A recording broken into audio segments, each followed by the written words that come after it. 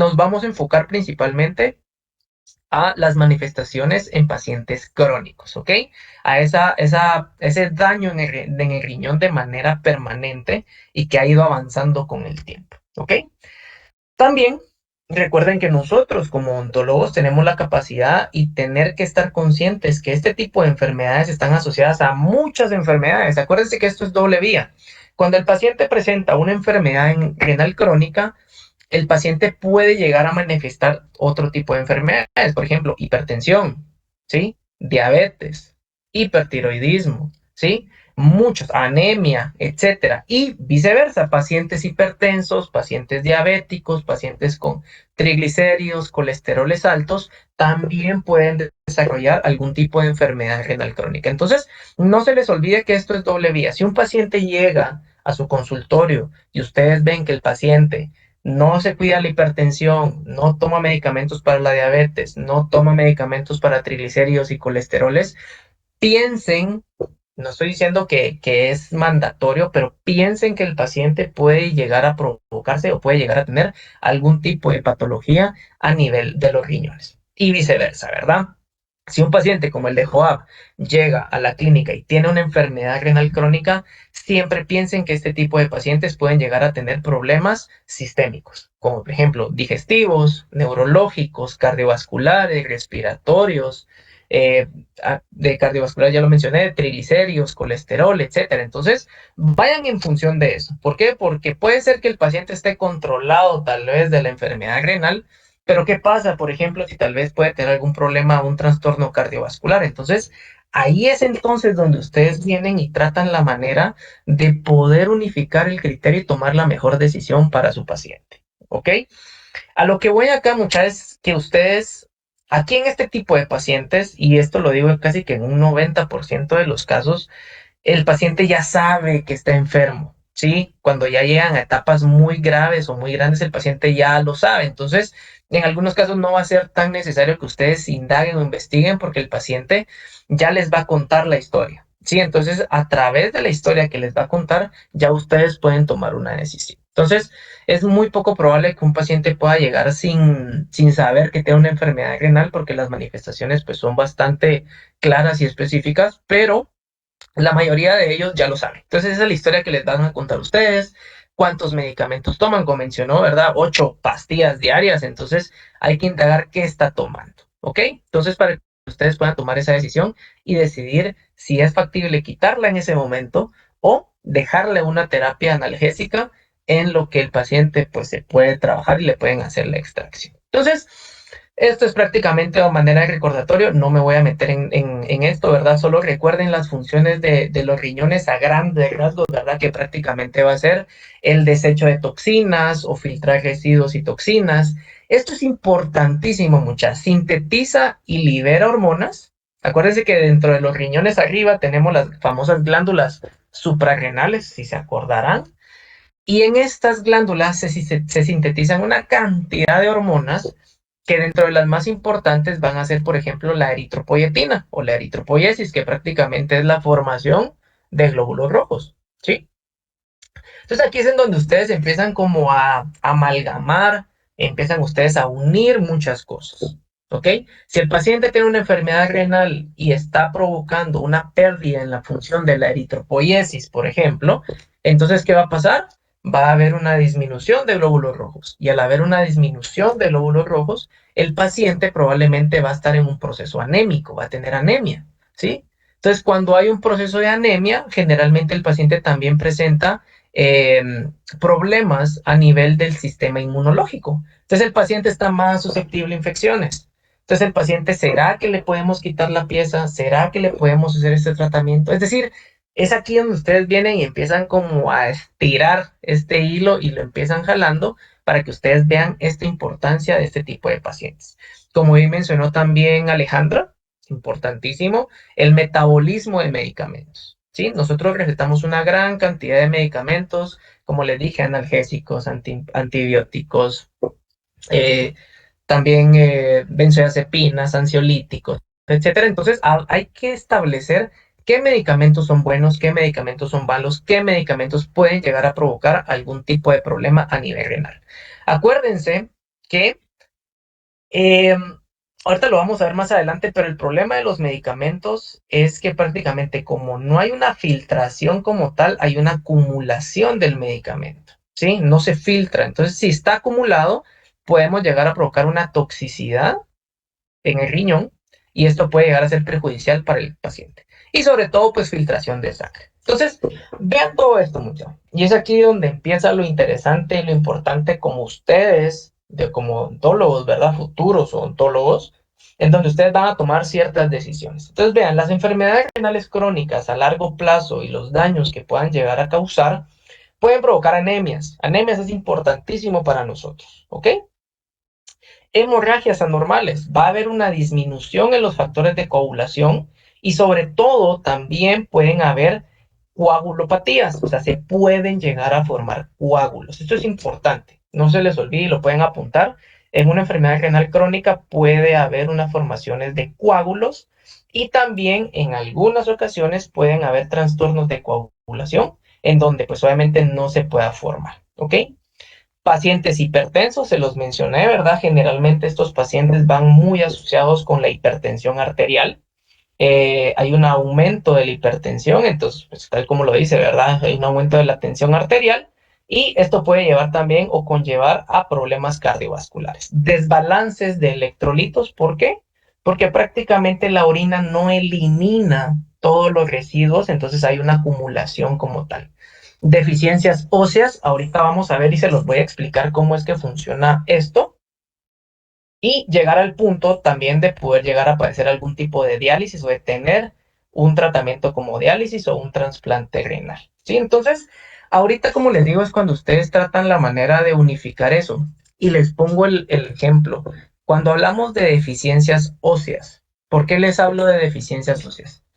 No sé si ustedes ahorita con el doctor Toraya en clínica estomatológica eh, han visto una lesión y se las voy a, como digo, se las voy a dar en grandes esbozos, no quiero meterme en eso, pero miren pues, en los riñones de las glándulas suprarrenales hay una hormona, aparte de la eritropoyetina y muchas otras cosas más, también se sintetiza una hormona que es la famosa vitamina D o 1,25 dihidroxicolecalciferol, que es una jerigonza decirla, pero en términos generales lo que hace esa hormona es sintetizar o liberar calcio y fosfato al medio ambiente o al cuerpo, ¿verdad? Para mantener una homeostasis. Prácticamente eso es lo que hace. Entonces, cuando hay un problema a nivel renal y está fallando esta hormona que no sintetiza y no libera calcio, lo que se hace es que la hormona paratiroidea, que lo van a ver ustedes, al ver que esta hormona de la glándula suprarrenal no está liberando el calcio, la hormona paratiroidea empieza a liberar lo demás, empieza a liberar debido a una disminución de la glándula suprarrenal. Cuando pasa eso, los huesos, que están, obviamente todos los huesos, empiezan a ver que hay un aumento. O sea, entonces lo que tratan la manera de hacer es nivelarlo. ¿Ok? Tratan la manera de nivelar o de hacer una homeostasis debido a un aumento de ciertos elementos. Entonces empiezan a liberar calcios, fosfatos y diferentes elementos. Y es ahí en donde empiezan a haber problemas, por ejemplo, de osteomalasias, osteodistrofias, etcétera.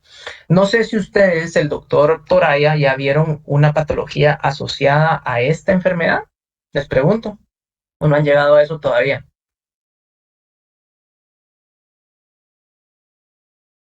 Creo que no, doctor. Vale. Si no, apúntenlo porque seguramente cuando le toque le van a decir. Entonces, hay una manifestación clínica radiológica y una lesión que se llama tumor pardo del hiperparatiroidismo. No sé si alguna vez lo han escuchado. El tumor pardo del hiperparatiroidismo prácticamente es una consecuencia de una pérdida de minerales, una pérdida de calcio, una pérdida de fosfatos que se da a nivel de hueso. Entonces, si el paciente, y eso es muy importante, muchas, si el paciente es diagnosticado o esa lesión está presente, el tumor pardo del hiperparatiroidismo, siempre piensen que el paciente tiene una enfermedad renal de cajón, ¿sí? Generalmente, tumor pardo del hiperparatiroidismo, siempre piensen en una enfermedad renal. ¿Ok? Entonces es bien importante que lo tengan en cuenta. Entonces, vean todas las consecuencias que pueden haber en este tipo de pacientes que incluso ustedes mismos pueden llegar, tal vez no a diagnosticar como tal, pero sí pueden llegar ustedes a tener una idea de cómo manejar este tipo de pacientes. ¿Ok? Entonces, ya entrando un poquito más en materia, vean, los pacientes que van a llegar a su consultorio probablemente ya saben algunos que, sí, que están enfermos, que tienen alguna manifestación clínica. Entonces, la National Kidney Foundation define 5 estadios, ¿sí? Basados en el índice de filtración glomerular. Les pregunto, miren, y aquí es en donde viene digamos, el sentido o lo lógico de este tipo de problemas. Ya vimos que el riñón tiene la función de filtrar, ¿sí? Entonces, yo les pregunto, basado en el índice de filtración glomerular, ¿un paciente que tiene una enfermedad renal crónica va a filtrar más o va a filtrar menos? ¿Qué creen ustedes? ¿Quién me quiere decir? Menos, porque no funciona. ¿Perdón? Menos. Menos, exactamente. Perfecto. Menos. Muy bien. Entonces, mucha, cuando ustedes piensen en eso, índice de filtración glomerular va a filtrar menos. ¿Eso qué quiere decir? Imagínense que es como un colador, ¿sí? Prácticamente, el colador primero, pues cuando está nuevo, digamos, lo empieza a pasar todo, ¿verdad? Empieza a pasar prácticamente elementos, filtra, etcétera. Pero poco a poco, si ustedes no tienen un buen cuidado, si ustedes están dañando el colador, pues prácticamente lo que hacen es que se van cerrando esos espacios, entonces prácticamente ya no pasa lo mismo, ¿sí? Ya no pasa lo mismo, va disminuyendo, va pasando menos cantidad. ¿Y qué es lo que pasa? Se va a ir acumulando en nuestro cuerpo. ¿Sí? Entonces, así es en donde empiezan estos estadios. Por ejemplo, un estadio uno vamos a encontrar lo que está levemente elevado, ¿sí? Lo vamos a ver ahorita.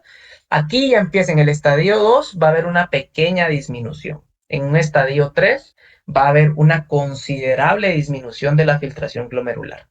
En el estadio 4 va a haber una mayor disminución y en el estadio 5 que totalmente ya no hay una filtración como tal, va a haber un fallo renal que va a indicar o que nos va a llevar a hacer una diálisis o un trasplante. ¿Ok? Entonces, eso es prácticamente los estadios. Entonces, ustedes, con un paciente que llega a su consultorio y el paciente generalmente lleva sus exámenes de laboratorio, ustedes pueden establecer en qué estadio se encuentra el paciente. ¿Ok? ¿Cómo lo pueden saber? Pues aquí está esta imagen, ¿verdad? Mucha que les puede servir mucho para ustedes. Entonces, ¿verdad? Si el paciente está en un estadio 1, que es el que está de su lado izquierdo, generalmente el valor normal de un índice de filtración glomerular va a ir entre 100 y 150. ¿Sí? Eso es como los valores normales. 100 y 150. Si el paciente presenta 90 o menor, ¿verdad? Menor a 100, ¿verdad? Aquí dice mayor o igual a 90. En este caso, va a haber prácticamente un inicio de un daño crónico de riñón. Si ya empieza a disminuir, miren, de 60 a 89 va a ser medio, en estos valores va a ir moderado. Si se dan cuenta, va a ir disminuyendo la filtración. Entonces, a menor filtración, el paciente va aumentando su estadio. ¿Ok?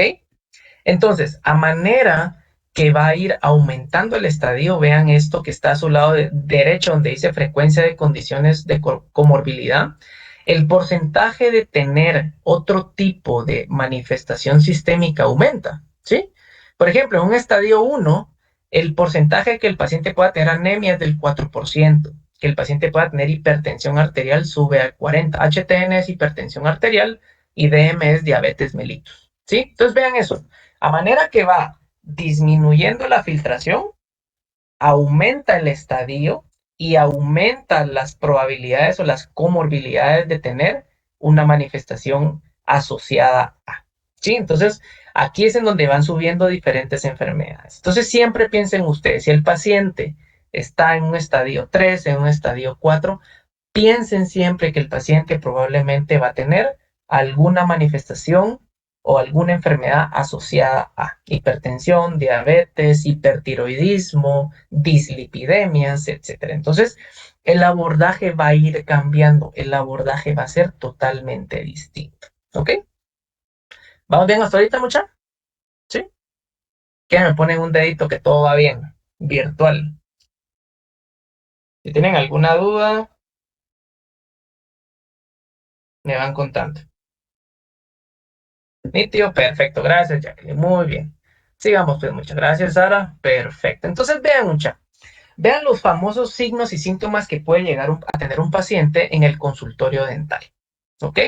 No solo en el consultorio, sino que pueda llegar con ustedes. Yo les pregunto, si ustedes ven los primeros que están en azul, que es malestar general, fatiga, cansancio, cefaleas, náuseas, pérdida de apetito y pérdida de peso, ¿ustedes realmente pensarían que es un paciente con una enfermedad renal crónica? Yo no lo pensaría. ¿Por qué? Porque prácticamente presenta síntomas muy generales. Creo que hasta ahorita que todos estamos aquí estresados y todos tenemos esos síntomas, y no porque tenemos eso, tenemos una enfermedad renal crónica, ¿sí? Todos hemos tenido fatigas, cansancios, cefaleas, náuseas, etcétera. Entonces, el indagar mucha, el hacer una anamnesis es fundamental para que nosotros podamos establecer el por qué el paciente presenta estos síntomas, ¿sí?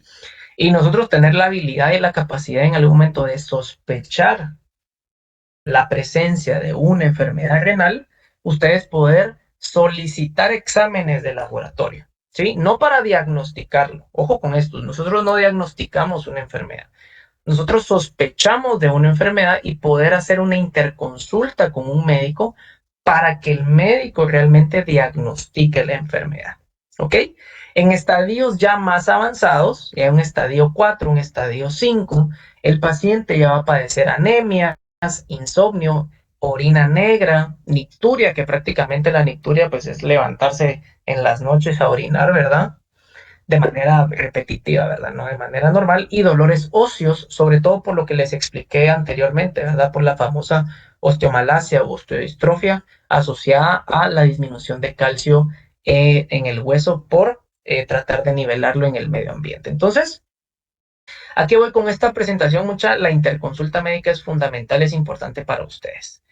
¿Por qué? Porque prácticamente estas primeras manifestaciones pueden llegar a presentarse en cualquier enfermedad, pero es fundamental que ustedes logren hacer las preguntas correctas para poder establecer un buen diagnóstico.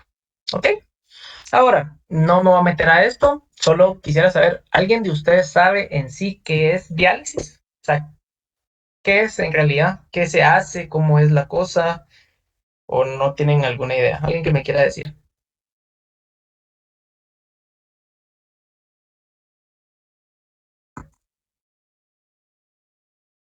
Si no estoy mal, es un proceso en el que se filtra la sangre del paciente y como que se va limpiando algo así para volverla a ponerla para que ahí sí ya procese bien las cosas, digamos.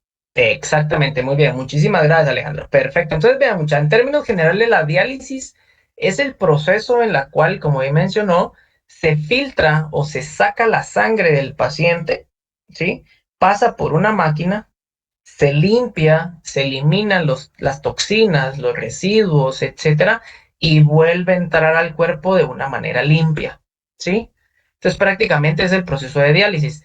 Pueden haber dos tipos de diálisis, la famosa hemodiálisis o la diálisis peritoneal, pero pues como les digo, no nos vamos a meter a eso. Solo les recuerdo que si el paciente presenta o hace diálisis o tiene diálisis, generalmente estos pacientes se les inyecta heparina. La heparina prácticamente es un anticoagulante. ¿Se acuerdan que les comenté al principio que uno de los problemas o de trastornos hemorrágicos es la formación de coágulos en los pacientes con enfermedad renal crónica? Entonces, es importante que algunos pacientes reciban heparina para disolver todos esos coágulos y que pueda llegar libre y sin ningún problema al aparato, se filtre, se oxigene, etcétera, y vuelva a entrar otra vez al cuerpo de una manera limpia, ¿sí? Este tipo de procedimientos lo que se hacen es que se mete un catéter, ¿verdad? Entonces, en diferentes lugares, algunas personas lo hacen a nivel supraclavicular o subclavicular, perdón, y otras personas lo pueden hacer en diferentes regiones. Pero esto obviamente se conecta a esa parte para que pueda ser llevado y pueda ser limpiado. ¿Ok? Entonces prácticamente solo es un esbozo. Y bien, muchachos, al fin, ¿verdad? Entramos a lo que realmente nos importa, ¿ok?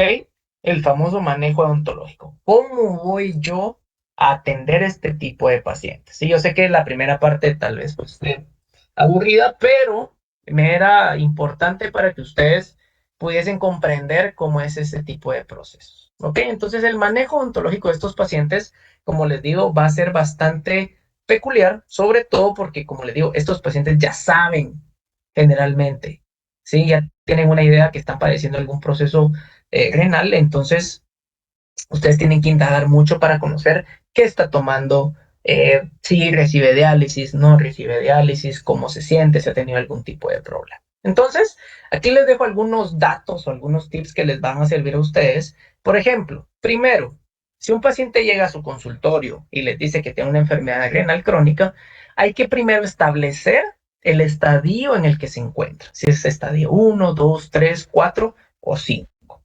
Basado en ese estadio, aquí se los puse, pacientes que están en un estadio 1, 2 y 3, estos no requieren mayor complejidad en el tratamiento odontológico, siempre y cuando, ojo, esté controlado y tome sus medicamentos. Cualquier paciente que tenga una enfermedad y no esté controlado, por favor, no lo atiendan, ¿sí?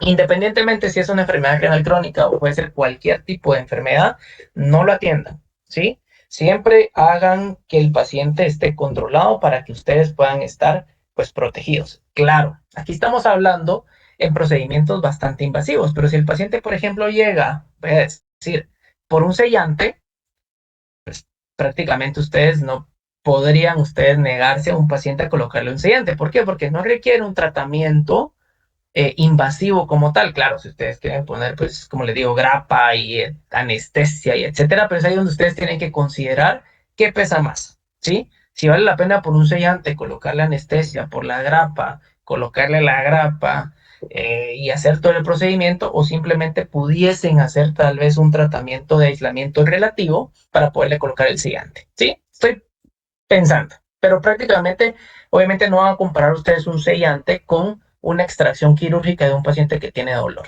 y que no está controlado, ¿ok? Entonces también ahí es en donde ustedes tienen esa potestad o capacidad de poder establecer este cierto tipo de criterios. Y ojo, pacientes con un grado 4, un estadio 4 o superior, que sería 4 o 5, esto, la interconsulta médica es mandatoria, ¿sí? Ya sea cualquier tipo de tratamiento operatorio o invasivo es necesario, ¿ok? Entonces es importantísimo, mucha. Estadio 1, 2 y 3 no es necesario mayor complejidad siempre y cuando esté controlado. Y un tipo 4 o 5 que ya hay una verdadera afección a nivel renal, siempre hay que tener interconsultas con el médico de cabecera para que él nos pueda dar la luz verde que se le pueda trabajar. Eso es un aspecto legal que les va a servir a ustedes y también al paciente. ¿Ok? Entonces tómelo muy en cuenta. ¿Qué exámenes de laboratorio pueden llegar ustedes a mandar a hacer? Yo siempre lo clasifiqué y que les pueda servir a ustedes si ustedes lo usan de esa manera. Siempre recuérdense en CIA, ¿sí? Entonces, enfermedad renal es igual a CIA, o lo que usa en los Estados Unidos, ¿verdad? Entonces, CIA. ¿Por qué? Porque la C va a ser de creatinina, la I va a ser de índice de filtración glomerular y la A va a ser de albúmina, ¿sí? Esos tres exámenes, hay muchos más, ¿verdad?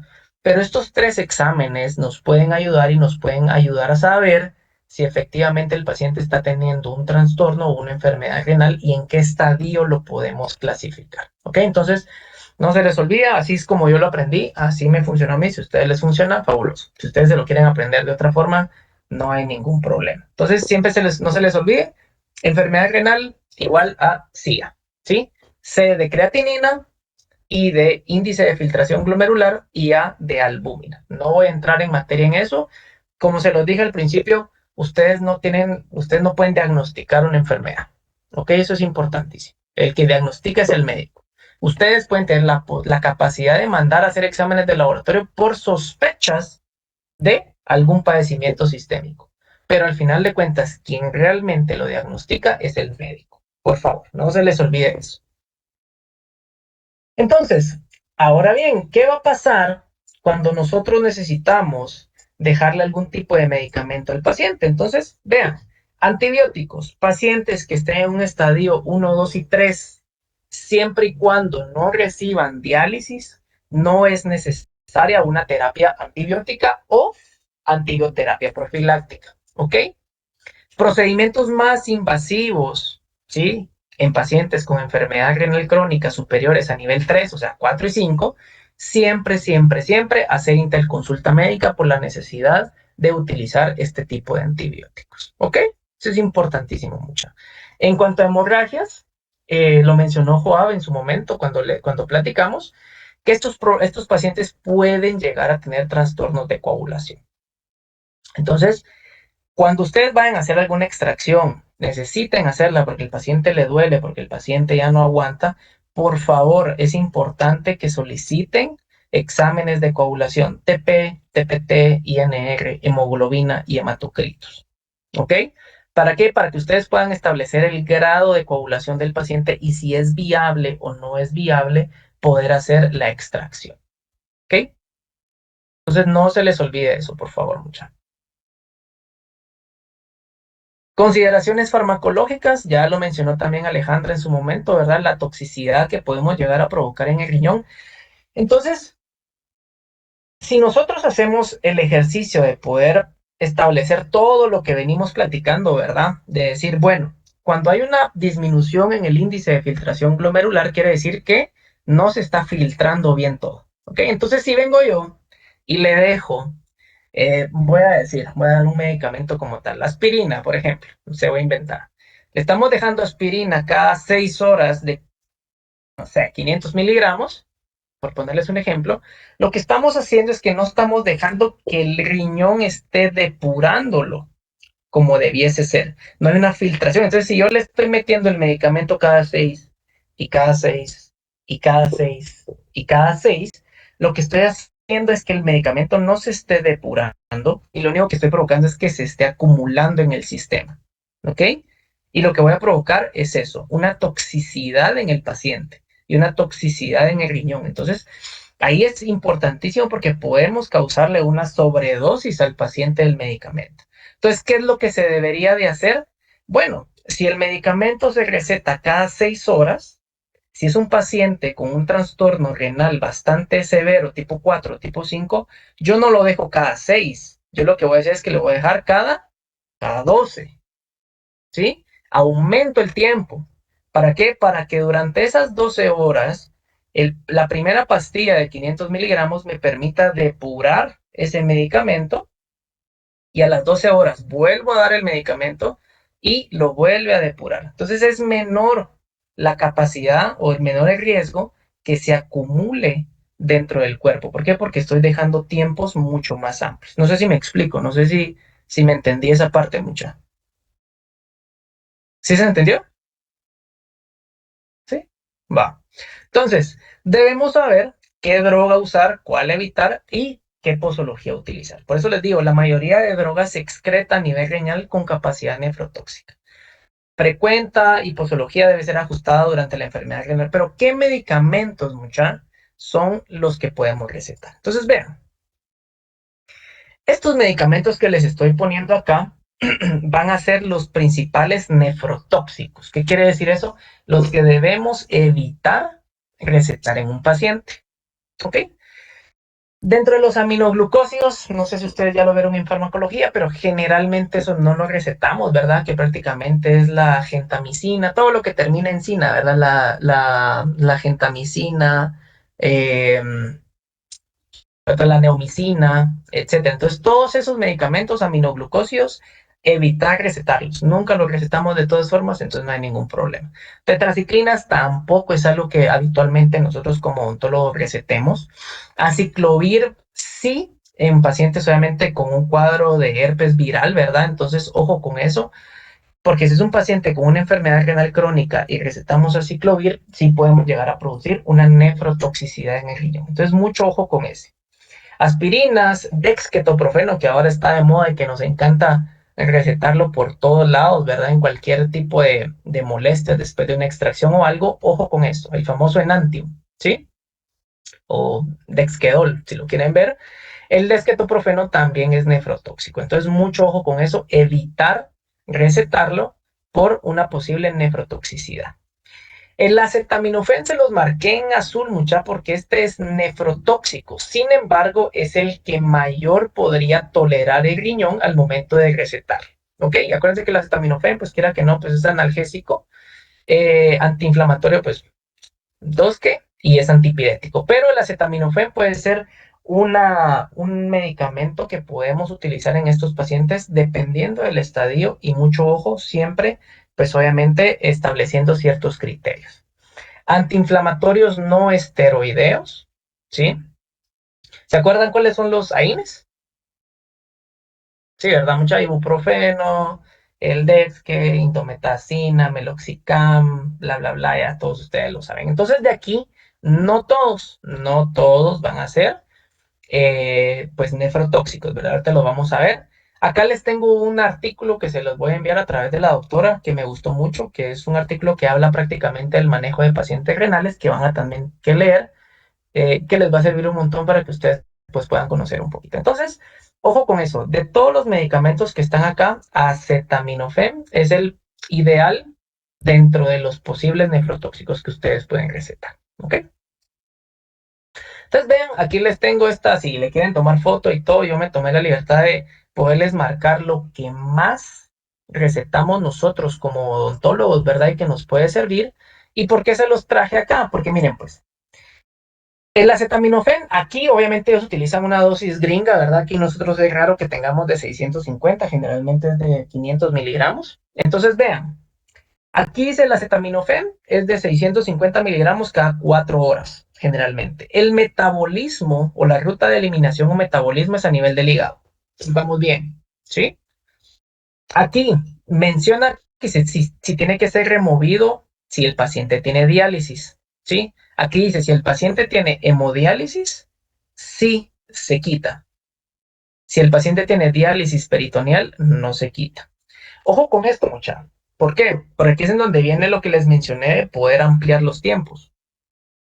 Si el paciente presenta un índice de filtración glomerular entre 10 y 50, que estamos hablando más o menos de un estadio 3-4, no necesita ajustes. ¿Sí? O sea, se puede recetar el acetaminofén de 500 miligramos cada 4 horas. Aquí dice 650, pero estamos hablando en 8 fin. 500 miligramos cada 4 horas. Pero si el paciente ya presenta una disminución o algo, un índice menor a 10, este no se va a dar cada 4, se va a dar cada 8. ¿Ok? ¿Por qué? Porque estamos ampliando el tiempo para evitar esa nefrotoxicidad. ¿Ok? No sé si me explico ahí. La aspirina, como les digo, es raro que uno lo recete como médico, pero lo puede recetar. Aquí está. El ibuprofén, vean. El ibuprofén es otro caballito de batalla que usamos nosotros constantemente. Si el paciente presenta un índice de filtración entre 10 y 50, no necesita ajustes. ¿Ok? Lo pueden recetar ya sea de 400 o 800 miligramos cada 8 horas. Pero si presenta menor a 10, evitarlo, no utilizarlo. Entonces, en ese caso, si el paciente pueden utilizar ustedes acetaminofén, pues en este caso, ¿verdad? Cada 8 horas. Y si no, pues pueden utilizar ibuprofén, pero si el paciente presenta un índice de filtración entre 10 y 50. Esa Biblia les va a servir mucho para que ustedes puedan establecer cómo poderlo trabajar. Ojo, vean los anestésicos, mucha, que es algo que usamos todos los días y que vamos a utilizar por y para siempre. Afortunadamente, estos medicamentos o los anestésicos no necesitan ajustes, porque realmente lo que nosotros utilizamos no es tanto. Obviamente, no le vamos a meter 10 cartuchos a un paciente con una enfermedad renal crónica, ¿verdad? Hay que saber dosificarlos, pero vean, articaína, lidocaína, mepivacaína, no necesita ajustes. Ojo, todo esto siempre tiene que ir con interconsulta médica para poder establecer si se le puede hacer el tratamiento o no se le puede hacer el tratamiento. ¿Ok? Va, pregunta mucha, esta pregunta que se las iba a hacer, ¿quién me quiere decir? ¿Por qué creen ustedes que los AINES no se recetan? ¿O por qué? ¿Cuál es el motivo por el cual los AINES no se deberían de recetar en pacientes que tienen una enfermedad renal crónica? A ver quién me quiere decir. Si se puede, les voy a dar 5 puntos en el examen también. Ahí vamos a ver, o en alguna guía o algo, vamos a ver con la doctora. ¿Quién me quiere decir mucho? Vamos a darles unos 15 segundos en lo que busca en Google. No me recuerdo bien, pero era por la vía en la que se, algo así, de la COX y eso. Ahí vas, a ver, Anthony. Es la inhibición de las prostaglandinas 2 por medio del ciclo de la ciclooxigenasa. Muy bien. ¿Y eso qué provoca? Ahí vas bien, Anthony. ¿Qué provoca eso? Que ya no se liberen prostaglandinas. Ajá, pero ¿cuál es la función de las prostaglandinas? O sea, ¿por qué no se puede recetar entonces? Porque no generan coágulos. No tan así. Más o Porque menos. también Fibrina, creo yo, no ayudan a generar la fibrina, algo así. Doctor, no es porque aumentan el riesgo de sangrado. Mira, eso es una de las cosas, pero acuérdense que hay una función de las prostaglandinas que es prácticamente, aquí les estoy haciendo la imagen, ¿qué es lo que hace con los vasos sanguíneos, mucha? ¿Qué es lo que genera las prostaglandinas? Los dilata. Hay vasoconstricción. Entonces, miren, pues, estuvieron bien, voy a decidir después, pero miren, pues la función de los AINES es el siguiente, como bien mencionó Anthony, perfecto, es prácticamente una inhibición de las prostaglandinas, ¿ok? Las prostaglandinas lo que van a provocar prácticamente es una vasoconstricción. Y al haber una vasoconstricción, ¿qué es lo que va a pasar? ¿O qué es lo que va a provocar? Va a haber una disminución en la perfusión en los riñones, ¿sí? Entonces, si un paciente ya ni siquiera tiene una capacidad de filtrar y nosotros le estamos dando un antiinflamatorio no esteroideo, que lo que va a provocar es una vasoconstricción, lo que estamos haciendo es incluso hacer que ese riñón filtre incluso menos de lo que ya puede, de lo que ya no puede hacer. ¿Sí? Entonces es por eso que este tipo de medicamentos, que son los AINES, hay que evitarlos de la mejor manera posible. ¿Por qué? Porque como inhiben la síntesis de prostaglandinas, eso es lo que puede llegar a provocar. ¿Ok? Es por eso también que, no sé si ya lo vieron ustedes en pacientes embarazadas, ¿verdad? Que no se receta ibuprofeno ni nada de eso. ¿Por qué? Porque estos AINES lo que hacen es vasoconstricción. Y si hay vasoconstricción, lo que pueden llegar a provocar es abortos espontáneos, por ejemplo. ¿Sí? ¿Por qué? Porque hay una inhibición de prostaglandinas. Entonces, el acetaminofén es el medicamento, digamos, lo ideal, tanto embarazadas o en algunos casos como pacientes con enfermedad renal. ¿Por qué? Porque este prácticamente actúa de diferente manera. Entonces, siempre, siempre, siempre, obviamente dejándolo en estadios pues, más amplios para evitar este tipo de problemas. Entonces, por ahí va la cosa, muchachos. Entonces, ya dijimos, ¿verdad? Anestésicos, no es necesario hacer ajustes. Antibióticos, vean, aquí están los antibióticos, ¿verdad? Se pueden dejar, sí, con estadios o con tiempos más amplios, ¿verdad? De 8 a 12. Si el paciente presenta menor de entre 10 y 50 de índice de filtración glomerular y si presenta una menor filtración entre 12 a 24 horas cada 500 miligramos, ¿ok? Clindamicina, vean, se puede dejar sin ningún problema en pacientes, no necesita ajustes. Eritromicina tampoco.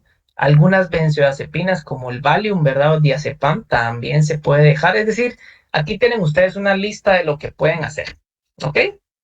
Y que les puede servir bastante para cuando ustedes tengan a este tipo de pacientes que puedan llegar a tener algún tipo de infección o algo donde no puedan sacarle el diente, pero sí puedan trabajarlo farmacológicamente, ¿ok? Dexametasona, que son algunos esteroides. Es raro que también nosotros recetemos en solo a través después de alguna cirugía de cordales. Y el hidrato de cloral, que es un hipnótico que tampoco es como lo vamos a recetar, ¿ok? Entonces, vean el plan de tratamiento que nosotros deberíamos ver con este tipo de pacientes. Estas personas o estos pacientes generalmente van a presentar una pobre higiene oral, ¿ok? Malísima higiene oral. ¿Por qué? También por los medicamentos que están tomando. Acuérdense que estos pacientes están asociados mucho con enfermedades renales crónicas. Entonces, prácticamente hipertensión, diabetes, hipertiroidismo, etcétera, conllevan a medicamentos. Y todo este tipo de medicamentos pueden llevar a generar manifestaciones clínicas como hiposalivaciones, etcétera. Algunas manifestaciones clínicas que las vamos a ver. Por tanto, el objetivo es mejorar la higiene y restaurar las piezas tan pronto como sea posible, evitando tratamientos invasivos que conlleven modificaciones farmacológicas.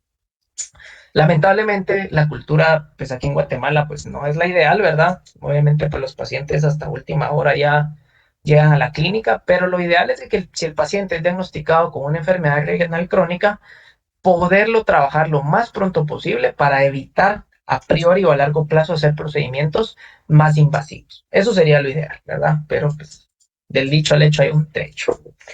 Pacientes que puedan llegar a su consultorio, que puedan llegar a necesitar o que estén bajo diálisis, esto es importante. El odontólogo debe saber qué tipo de diálisis es, qué tipo de disfunción renal presenta, qué comorbilidades presenta, su estado de salud en general y su motivo de consulta. Entonces vean con esto mucha.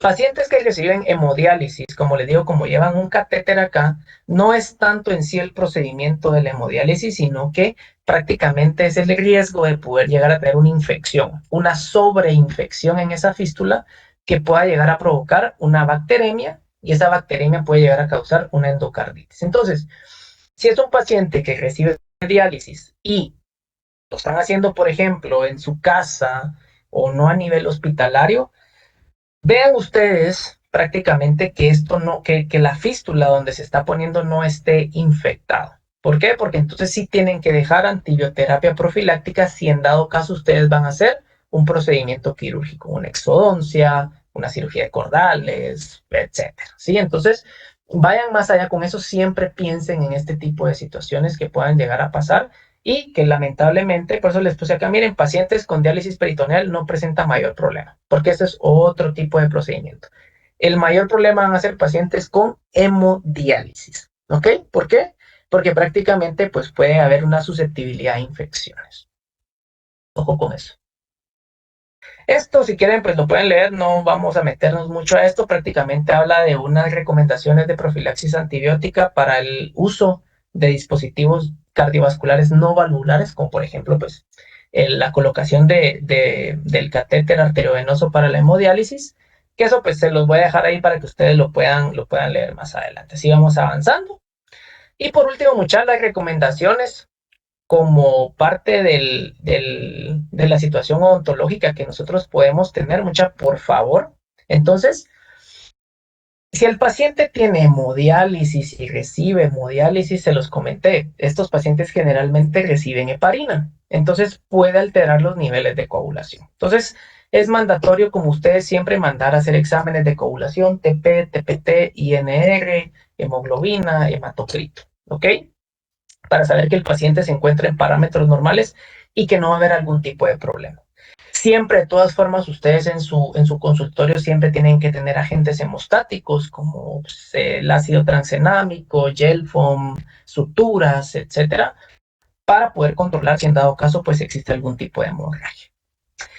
Los pacientes que reciben hemodiálisis, ¿sí? El mismo día que ellos terminan, pueden terminar cansados y con tendencias hemorrágicas. Entonces, este tipo de pacientes, idealmente, si llega a su consultorio y les dicen, miren, hoy me hicieron la hemodiálisis, evitar trabajarlos, ¿ok? No los trabajen a menos que sea un procedimiento, pues, sencillo. Estamos hablando de tal vez algún sellante o, no sé, alguna profilaxis así muy superficial o algún pulido o no sé. De lo contrario, procedimientos invasivos, evítenlo el día que el paciente haya tenido una hemodiálisis, ¿ok?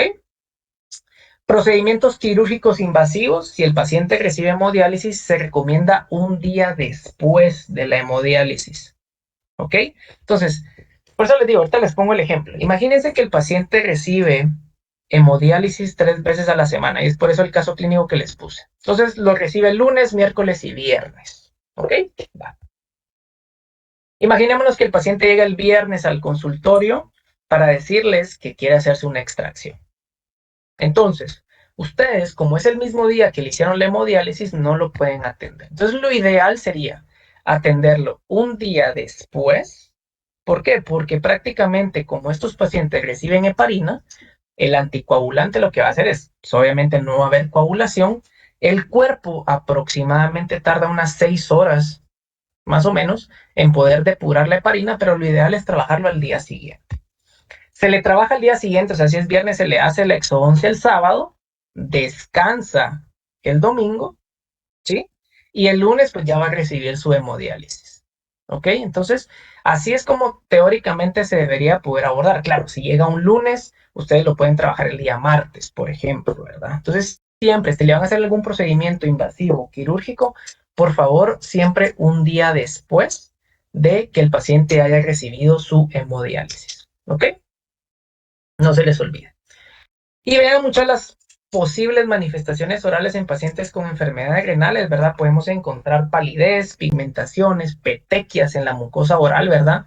Xerostomías, ya se los había dicho, sobre todo por los medicamentos antihipertensivos, antihipoglucemiantes, infecciones o sobreinfecciones como cándida, periodontitis, problemas en el desarrollo dentario, ¿verdad? Como hipoplasias o hipocalcificaciones, sobre todo por lo que les expliqué de la disminución de la formación de calcio por la vitamina D, la 1,25 de hidroxicolecalciferol, bla, bla.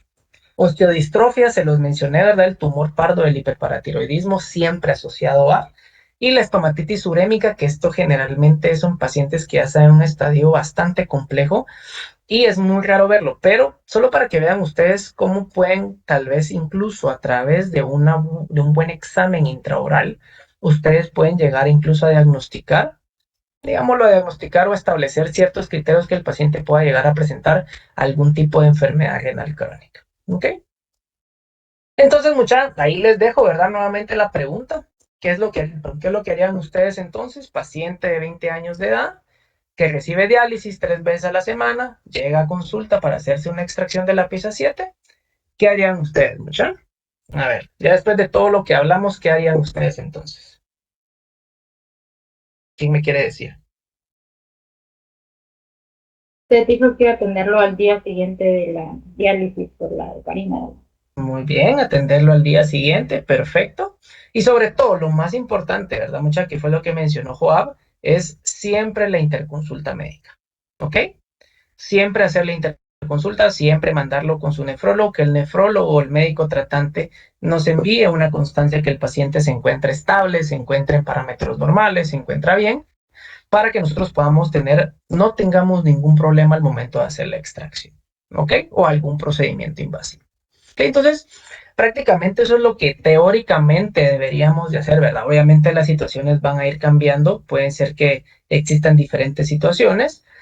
Eh, Puede ser que ustedes le dejen un tratamiento farmacológico, ya saben ustedes qué medicamentos dar, qué medicamentos no dar, si es necesario, si el paciente tiene infección, no tiene infección, etcétera. Entonces, el abordaje es como ustedes lo pueden manejar, al final de cuentas es su criterio, pero lo que yo les quiero dejar acá, muchas, son esos tips prácticamente de qué es lo que pueden hacer, qué es lo que podría llegar a pasar si ustedes llegan o tienen la oportunidad de atender a un paciente con enfermedad renal crónica. Como les digo, es poco probable, pero a todos nos puede llegar. Yo ya tuve pacientes con enfermedad renal crónica, entonces se los cuento porque prácticamente, pues yo en su momento cuando me pasó la primera vez, pues no tenía ni idea de lo que tenía que hacer, ¿verdad? Pero ya después uno va agarrando experiencia, va tomando ciertos conocimientos y uno ya sabe cómo poderlos abordar. No todos son iguales, definitivamente no todos son iguales, pero lo importante son las bases, el poder establecer ciertos criterios, el poder hacer interconsultas, el poder establecer cuándo sí y cuándo no. ¿Sí? Si son exodoncias de piezas que ya están más moviéndose que otra cosa, no es el mismo abordaje que un paciente con una exodoncia quirúrgica donde vamos a cortar hueso, etcétera. Entonces, todo ese tipo de cosas son bien importantes y que tenemos que tomarlos en cuenta. ¿Ok? Entonces, pues prácticamente ahí está, muchas frases que nunca dijo, ¿verdad? Entonces, pues nada, no sé si hay alguna duda, algún comentario, algo. ¿Les quedó claro, muchas? ¿Les sirvió de algo esta parte? Eso es lo más importante, que ustedes se lleven, pues esto, ¿verdad? No sé si hay alguna duda, algún comentario. No, claro, gracias. Súper, perfecto, Lucrecia. Bueno, mucha, pues solo voy a dejar de grabar entonces. Cabal, 1 hora de clase, ¿eh? Bueno, mucha, entonces, pues no, les deseo pues una excelente semana. Espero que ya hayan recuperado el descanso. A las 5 juega Guate, esperemos que gane, ¿ah? Entonces ahí se ponen las pilas, pues. Y nada, chicos, que tengan feliz semana. Nos estamos viendo y que tengan un feliz día. Gracias, doctor. Jóvenes, pero siempre con lo mismo, ¿verdad? Por favor, con la asistencia y que atentos al recurso que va a proporcionar el doctor Camilo, ¿verdad? Para la lectura y también para la próxima semana de un tema de hepáticos que vamos a colocar un recurso de lectura y también de una guía. Entonces, siempre a través de su representante les hago saber a cualquier aviso y que llenen por favor su asistencia. Última vez, por favor, les pido, antes tenemos unos minutos, por favor abran su cámara, solo para que nos demos una foto. Háganme favor. Gracias. Aunque ya se me salieron porque el doctor dijo adiós, entonces igual, gracias. Entonces, 1, 2 y 3. Ahí estamos. Entonces, muchas gracias, jóvenes. Estamos en contacto. Y ya les haré saber la fecha del próximo parcial. Otro aviso es que también ya está el Drive con las clases del doctor Jorge Ávila, ya está en la plataforma para que ustedes las puedan descargar. Gracias.